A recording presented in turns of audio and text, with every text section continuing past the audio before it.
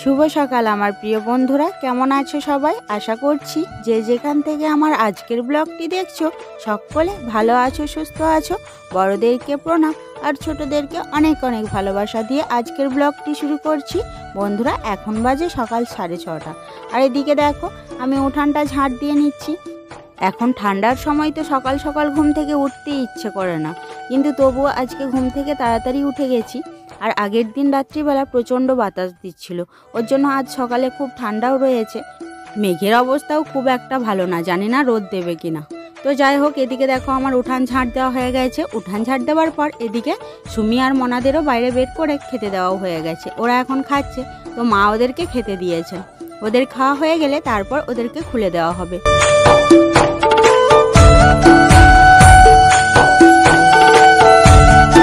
বন্ধুরা দেখো, মেঘের কারণে ভেবেছিলাম রোদ দেবে না, কিন্তু যাই হোক দেখো রোদ দিয়েছে।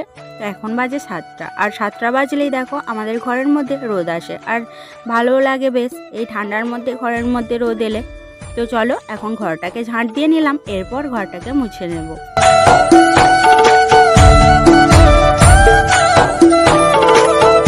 বিছানাটা অনেক আগেই ঠিক করে নিয়েছি, যেহেতু ছেলেও আমার সঙ্গে ঘুম থেকে উঠে গিয়েছিল তাড়াতাড়ি, সেই জন্য বিছানাটাকে আগে ঠিক করে নিয়েছি। তারপর বাড়ির কাজগুলো বাগিয়ে নিলাম, আর তারপর দেখো এদিকে চলে এলাম ঘরটা মুছে নিতে।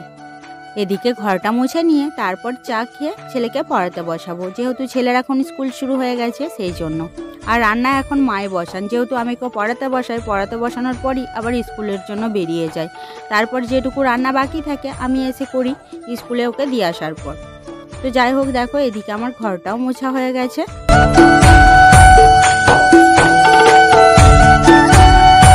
বন্ধুরা এখন বাজে সকাল 9:30। ওদিকে ছেলেকে পড়াতে বসিয়েছিলাম, পড়ানোর পর এদিকে দেখো মুড়ি নিয়ে বসে পড়লাম। তো আজকে মুড়ির জন্য সেদ্ধ করা হয়েছিল আলু, কলাই আর লাউ একসঙ্গে সেদ্ধ করা হয়েছিল। তো ছেলেকে নিয়ে স্কুলে যাব, সেই জন্য দেখো আগেই মুড়ি খেয়ে নিচ্ছি, না হলে ওকে আগে রেডি করাই তারপরে খাই। কিন্তু আজকে ভাবলাম যে আগে খেয়েই নিই, তারপর ওকে রেডি করাবো। তাই দেখো ওদিকে ছেলে আর আমি একসঙ্গে মুড়ি নিয়ে বসে পড়েছি।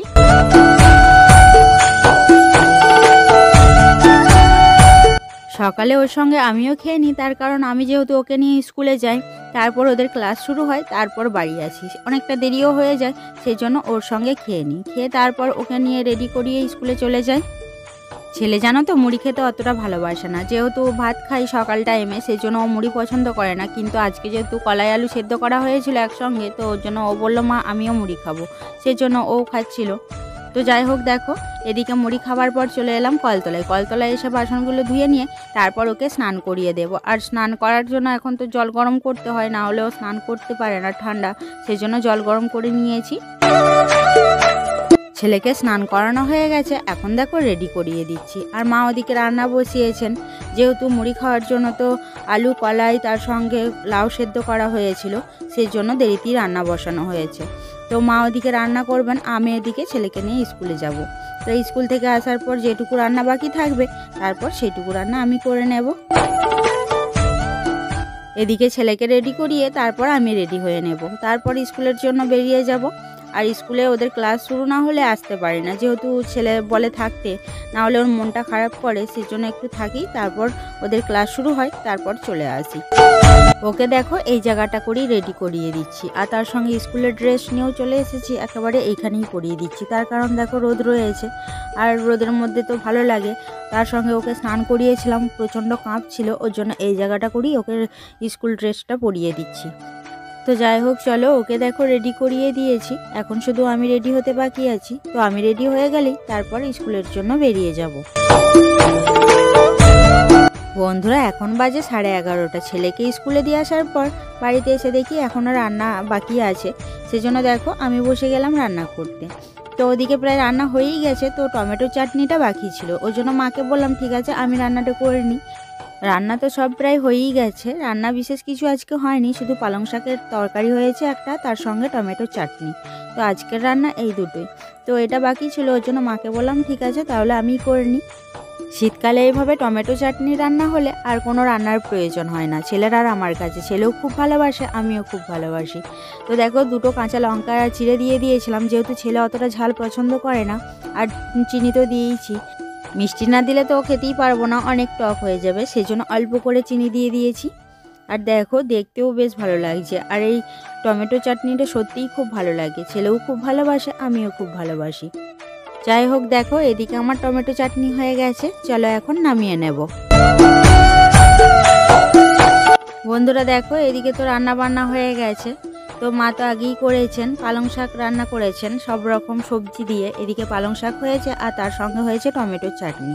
তো আজকে আর কোনো কিছু রান্না করা হয়নি, শুধু এই দুটোই রান্না হয়েছে। আমার ওদিকে রান্না হলো, তারপর দেখো মা চাল মাখাচ্ছিলেন হলুদ দিয়ে। আর দেখো দেখতেও বেশ ভালো লাগছে, চালগুলো হলুদ হলুদ, আর হলুদ দেখো মাখানো হয়ে গেছে। এরপর এগুলোকে নিয়ে রোদে মেলা হবে, না হলে অনেক টাইম লেগে যাবে। যদি উনানের মধ্যে এগুলোকে নাড়া হয় প্রচুর টাইম নেবে, ওই জন্য মা বলছেন যে এগুলো রোদে দেব, রোদে দিয়ে তারপর হালকা শুকিয়ে গেলে তারপর তখন ভেজে নেব। ওই জন্য দেখো একবার নেড়ে নিচ্ছেন, নেড়ে নিয়ে তারপর নামিয়ে নেওয়া হবে। এটা উনানে চাপানো ছিল, কিন্তু চালগুলোকে ঠান্ডা করার জন্য আবার দেখো উনান থেকে নিচে নামিয়ে এখন নেড়ে নেওয়া হচ্ছে ভালো করে। নেড়ে নিয়ে তারপর দেখো তুলে নিয়ে রোদে দিয়ে দেবে। আর রোদে দিলে একটু শুকিয়ে যাবে, আর না হলে উনানে যদি নাড়া হয় তাহলে আরও অনেক সময় নেবে। তার সঙ্গে দেখো কুসুম দেওয়া হয়েছে, আর কুসুম দিলেও তো খেতেও ভালো লাগে, দেখতেও ভালো লাগে। তো যাই হোক চলো, এদিকে দেখো মায়ের চাল মাখানো হয়ে গেছে হলুদ আর কুসুম দিয়ে। এখন এগুলোকে দেখো কুড়িয়ে নেওয়া হচ্ছে একটা গামলার মধ্যে, এগুলোকে রোদে দেওয়া হবে, তারপর ভাজা হবে। আর আমিও বেরিয়ে পড়েছি ছেলেকে আনতে যাওয়ার জন্য, যেহেতু ওর ছুটির সময় হয়ে এসছে।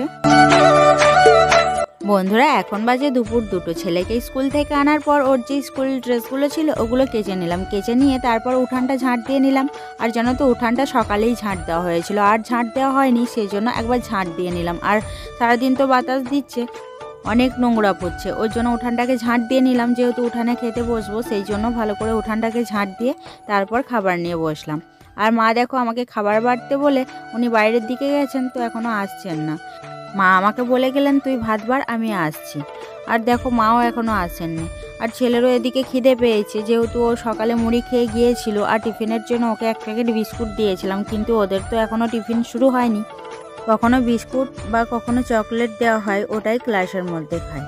তো যাই হোক চলো এদিকে আমরা খাওয়া দাওয়া করি, মাও কখন আসে দেখা যাক।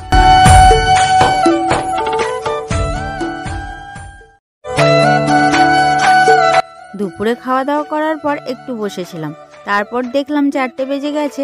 চলে এলাম দেখো শুকনো জামা কাপড়গুলো তুলে নিতে। আর দেখো এই দিকটায় রোদ থাকে, কিন্তু আর রোদ নেই। তো চলো এখন উঠানটাকে ঝাঁট দিয়ে নেব। এখন তো আর ছেলে ঘুমাতে চায় না, যেহেতু এখন শীতের দিন, আর ঘরের ভেতরে তো প্রচণ্ড ঠান্ডা, ওর জন্য ও ঘুমাতে চায় না, সেই জন্য ও খেলা করে। আর আমি ওর জন্য বাইরে বসে থাকি, ওই যে ওই ঘরটা দেখতে পাচ্ছ, তো ওই ঘরের মধ্যে রোদ থাকে, তো ওই রোদের মধ্যে বসে থাকি। কিন্তু আজকে দেখো রোদ তাড়াতাড়ি পড়ে গেছে, ওর জন্য আজকে নেমে চলে এসেছি। আর কত তাড়াতাড়ি যে 4টে বেজে গেল বুঝতেও পারিনি, ওর জন্য বারবার মনে হচ্ছে এত তাড়াতাড়ি রোদ পড়ে গেল, কিন্তু রোদ তো পড়ারই কথা, যেহেতু 4টে বেজে গেছে। তো যাই হোক চলো এদিকে আমার উঠান ঝাড় দেওয়াও দেখো হয়ে গেছে। বন্ধুরা এখন বাজে রাত্রি 8টা, আর আমরাও দেখো এদিকে খাবার নিয়ে বসে পড়েছি। তো আজকে আমাদের রাত্রের রান্না হয়েছে লুচি আর বাঁধাকপির তরকারি। তো ছেলে কয়েকদিন ধরেই বলছে মা লুচি করো, ওর জন্য ভাবলাম আজকে লুচি করি, সেই জন্য দেখো লুচি বানিয়েছি। ছেলেকে যেহেতু রাত্রেও পড়াতে বসাতে হয়, সেই জন্য আটাটা তাড়াতাড়ি মাখিয়ে মাকে লুচিগুলো বেলে দিয়ে ছেলেকে পড়াতে আসলাম। আর মা ওদিকে লুচিগুলো ভাজছিলেন, আর তার সঙ্গে বাঁধাকপির তরকারিটা রান্না করলেন। না হলে ছেলেকে যদি একটু দেরিতে পড়াতে বসাই তাহলেও ঘুমিয়ে যায়, যেহেতু দুপুরে ঘুমায় না, ওই জন্য সকাল সকাল ঘুমিয়ে পড়ে বলে ওই জন্য সকাল সকাল পড়াতে বসাই। তো বন্ধুরা যাই হোক চলো আমার আজকের ব্লগটি এই পর্যন্ত রইল। আশা করছি আজকের ব্লগটি ভালো লাগবে। যদি আজকের ব্লগটি তোমাদের কাছে ভালো লেগে থাকে অবশ্যই লাইক আর সাবস্ক্রাইব করে পাশে থেকো। সকলে ভালো থেকো, ধন্যবাদ।